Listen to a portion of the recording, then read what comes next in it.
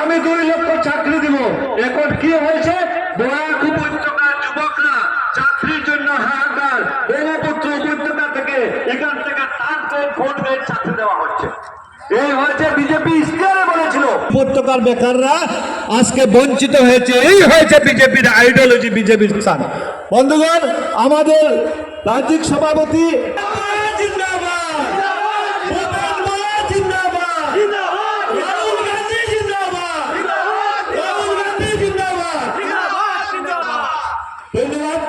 জনশূন্যে ভেস্তে গেল কংগ্রেসের নির্বাচনী জনসভা।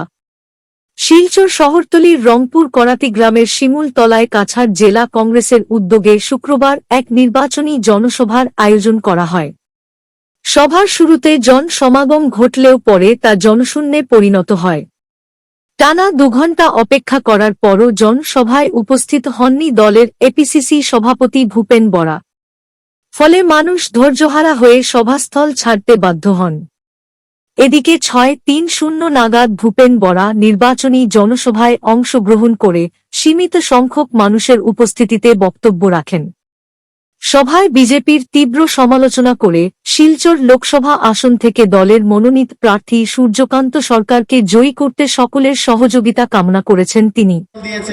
কিন্তু বর্তমান যে আমরা সংকটময় মুহূর্তে যাচ্ছি, বর্তমান যে রাজ্য সরকার, বর্তমান যে কেন্দ্র সরকার, এই সরকার আমাদের সম্পূর্ণ গণতান্ত্রিক যে অধিকার নত করেছেন এই ডিলিমিটেশনের মাধ্যমে কিভাবে মণিপুরী সম্প্রদায়কে লক্ষ্মীপুর কনস্টিটিউন্সি থেকে সোনাই কনস্টিটিউন্সিতে নিয়ে গেছে। সুতরাং প্রত্যেকটা জাতি জনগোষ্ঠীর সাথে যেভাবে এই সরকার অন্যায় অবিচার করছে, আগামী দিনে এটা একটা অশনি সংকেত। এই জন্য অশনি সংকেত আমরা নিজেও চাইছিলাম, পাস হয়েছে। কিন্তু দুর্ভাগ্যের বিষয়, এই নাগরিকত্ব আইনে এখন পর্যন্ত মাত্র 1 জন মানুষ অ্যাপ্লাই করেছে। আমরা সবাই খুব আশায় ছিলাম যে আমাদের